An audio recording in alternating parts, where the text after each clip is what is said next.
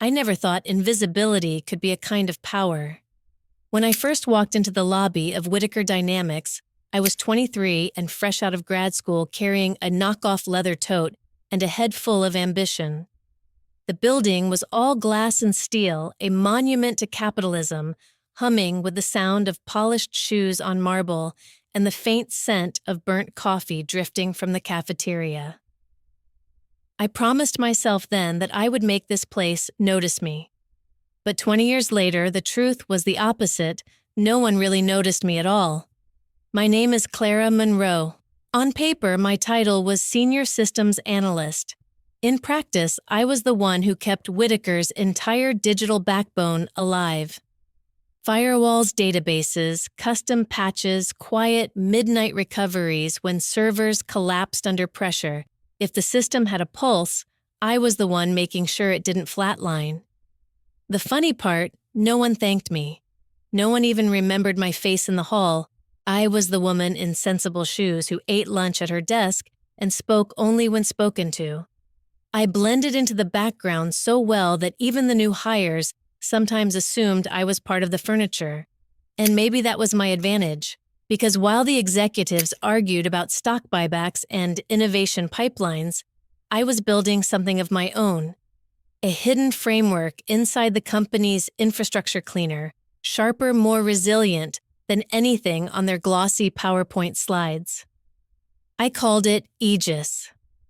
To the company, it looked like routine maintenance code. To me, it was a living organism, a self-healing system that could monitor, repair, and if necessary, shut down everything in seconds. Aegis was my secret, my insurance, and if I'm honest, my revenge waiting for its moment. You might ask, why build something like that? Why give so much of yourself to a company that treated you like a ghost? The answer is complicated. Part of it was pride. I wanted to know I could do it, that my skills were bigger than the cubicle they shoved me into. Another part was survival. I'd watched colleagues tossed out like yesterday's news, their pensions gutted, their projects erased. I knew one day my turn would come. And maybe deep down, part of me wanted control, not over people, but over the narrative, over the story of who really built this company. Still, even I didn't know how soon I would need Aegis. Because while I thought invisibility gave me protection, it also gave the executives confidence that I was dispensable. They had no idea that the quiet woman they ignored every day had threaded herself into the veins of Whitaker Dynamics. It was only a matter of time before someone tried to erase me. And when that day came, they wouldn't just be firing an analyst in a gray cardigan. They'd be firing the one person who knew how to hold their empire together. I didn't know it yet, but the countdown to that moment had already begun. It happened on a Tuesday morning, the kind where the sky is too blue for anything bad to happen. I had just finished my second cup of coffee when the calendar notification popped up, mandatory leadership alignment, 9:30 a.m. I wasn't leadership, I wasn't even middle management, but my name was on the invite, so I printed out the server reports I'd stayed up until midnight compiling and made my way to the 12th floor. The boardroom was all glass walls and expensive chairs, the kind of place designed to make you feel small. Around the table sat the new executive team men in tailored suits, women in bold heels, all of them buzzing with the excitement of a corporate shakeup. At the head of the table was Victor Hall, the brand new CEO, fresh from some flashy Silicon Valley startup.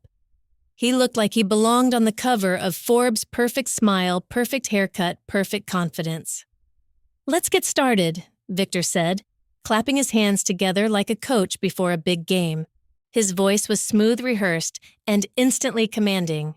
I slid into a chair near the back, invisible as always. And then it happened.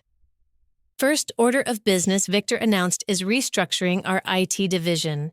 We've analyzed the workflows, and it's clear we need a new direction. Effective immediately, we're sunsetting legacy roles and consolidating around agile, innovative talent. I felt the words before I processed them. Legacy roles. That was me. Victor glanced at a printed list in front of him. Clara Monroe, please stand. Every head turned toward me. My throat tightened. Slowly, I rose from my chair, clutching the folder of reports against my chest, like a shield. Clara has been with Whitaker Dynamics for, 20 years? Victor asked, not looking at me, but at the room, smiling as though I were a trivia question. Someone nodded. And while we appreciate her contributions, our future requires a fresh perspective. Effective today, Clara's role is being eliminated. There it was. In front of colleagues, in front of strangers, my entire career reduced to a line item. I opened my mouth, ready to defend myself, to explain the late nights, the systems I'd saved, the invisible architecture I'd built. But before I could speak, Victor lifted a hand. Security will assist with the transition. Thank you for your service, Clara. The words landed like a slap. 2 security guards entered the room, quiet but firm. One of them gestured toward the door. My face burned as I realized this was deliberate, public. A warning shot to the rest of the staff: nobody is untouchable. I walked out without saying a word, clutching my folder so tightly the paper crinkled. Behind me, the executives returned to their meeting, already erasing me from their future. But as I rode the elevator down to the lobby, my humiliation slowly hardened into something sharper. They thought I was just another disposable employee. They thought they could cut me loose and move on. What they didn't know was that I wasn't leaving empty-handed. Aegis was still alive inside their systems. And if Whitaker Dynamics wanted to erase me, they were about to learn what happens when you try to fire a ghost. For the first few days after my firing, I tried to convince myself to let it go. I cleaned out my desk, boxed up 20 years of company swag, and even let myself cry once in the shower where no one could hear me. I told myself I'd update my resume, maybe even take a sabbatical breathe for the first time in decades. But Whitaker Dynamics didn't let me go quietly.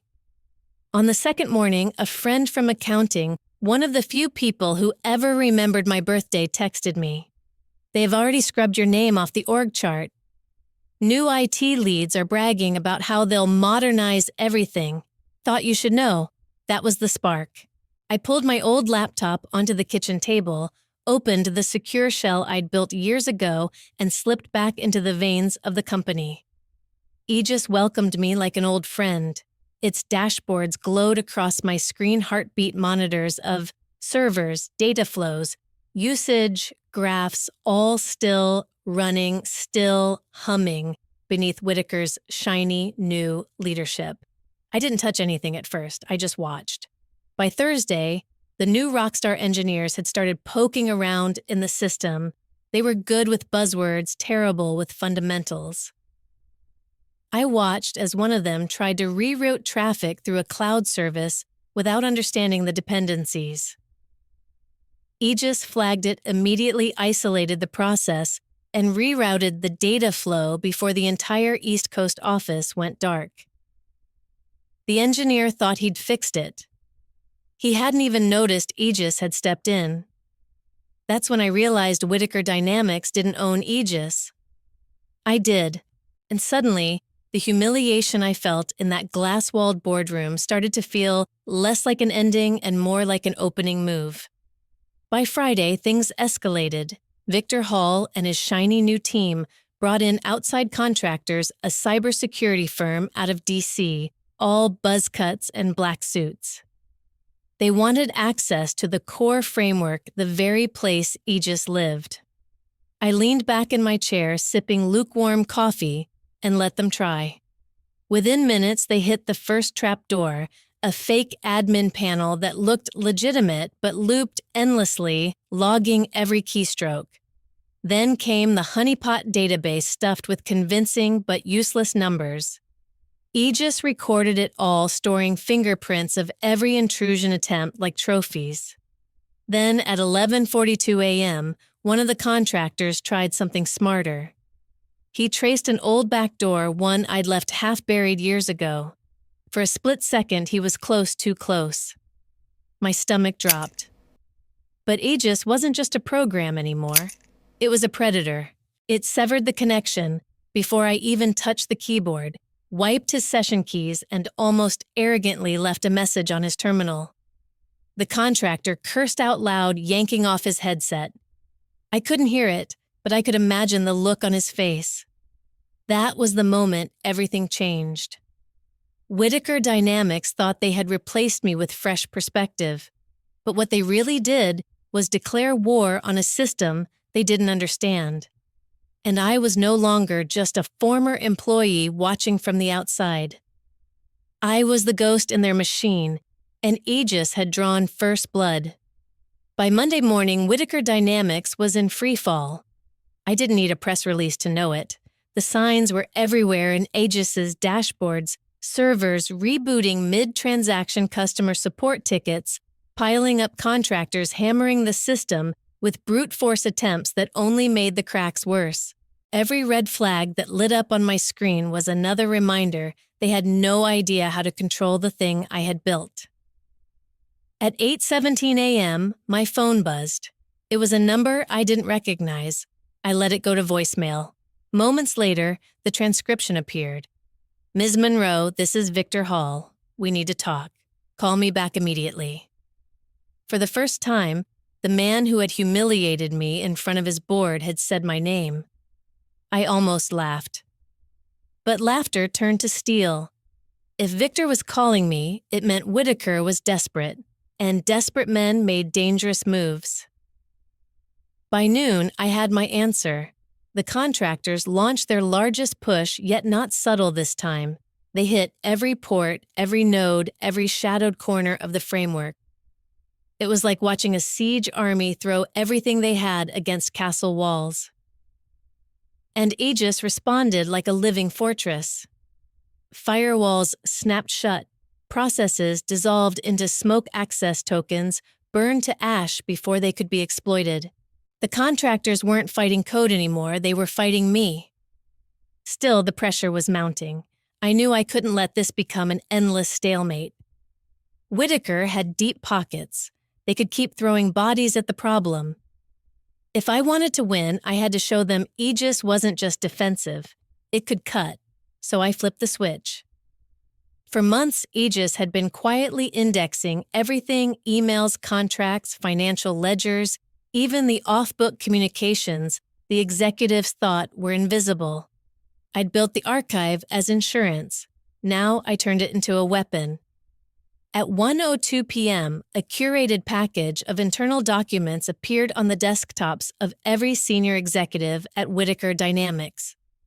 Expense reports showing slush funds, memos about quietly outsourcing American jobs overseas, an internal chat log where Victor mocked employees as replaceable cogs. And at the very bottom of the folder, one simple note in plain text the system remembers. CM, by 1:10 p.m., chaos erupted. I watched as secure conference calls sprang up, emails flew back and forth, and lawyers were looped in like emergency medics. My phone buzzed again, 5, 10, 15 missed calls. Not just Victor this time, the board, HR, even Savannah. But the message had already landed. They thought they could erase me. Instead, I'd made myself unforgettable. For a moment, I sat back in my kitchen chair, heart racing, half terrified by what I'd unleashed. I wasn't just sabotaging a company, I was rewriting its history. Then came the alert that changed everything. Aegis flagged a new intrusion attempt, not from Whitaker, from outside. Someone in Washington, D.C., probing deeper than any contractor had before. Government IP. My stomach tightened. This wasn't just about a company anymore. The storm I'd started was bigger than I imagined, and in that instant, I realized once you fire a ghost, you don't just lose control of your systems. You risk waking something far more dangerous. When the storm finally broke, it wasn't Whitaker Dynamics that came for me, it was the government. Aegis had grown too large, too visible. Its predictive algorithms had moved from quietly flagging financial fraud to forecasting geopolitical shifts with eerie accuracy. By the time word reached Washington, it wasn't just a corporate project anymore, it was a potential weapon. The call came late at night, not from my boss, not from the board, but from a man who never gave his name. His voice was calm, deliberate. "You've gone too far, Clara. You're no longer playing with numbers. You're rewriting the rules. And rules have guardians." The next morning, security badges were disabled. My office access revoked. Officially, I was relieved of duty due to restructuring. Unofficially, I was being forced out, severed from the machine I had built with my own hands. I should have fought. I should have screamed at the injustice of it all. But something inside me was already tired, already cracked. I had seen what Aegis could do. I had seen the way it devoured loyalty, morality, and even human lives in its hunger to predict and control. The whispers said Whitaker Dynamics was negotiating with the government to keep Aegis alive under new oversight. But I knew what that meant. It would no longer be a tool of discovery, it would become a weapon. I stood in the rain outside headquarters, my box of belongings growing damp, and I realized the fight was no longer mine. I had delivered my blow. I had brought Whitaker to its knees. And if the government wanted to dance with the monster, they would have to live with what followed. That night, for the first time in months, I slept. Not because the danger had passed, it hadn't, but because I knew I had done enough. The days after felt surreal, as if I had stepped outside of time. Whitaker Dynamics was in chaos, Aegis under review, whispers of secret hearings echoing through back channels. The world moved forward without me, and for the first time I let it. I woke before dawn, habit clinging like a shadow, but instead of rushing to terminals and encrypted servers, I sat by the window with coffee. The sky shifted from gray to gold, and I opened my old sketchbook. My hands moved clumsily, at first tracing lines, building shapes. It was something simple, something human, fragile, in a way that no algorithm could ever quantify. For years, I had lived as if vengeance were oxygen. Whitaker had taken pieces of me, and I'd wanted to take everything from them in return. But now, with the government's hand pressing down, I understood revenge was a closed loop. I had already broken the cycle. Aegis would never truly belong to me again. Some choices linger like ghosts. Mine did. Late at night, staring at the glowing edge of my laptop, I confronted the question no one else dared to ask: should Aegis survive at all? I had built backdoors, fail-safes no one else knew about.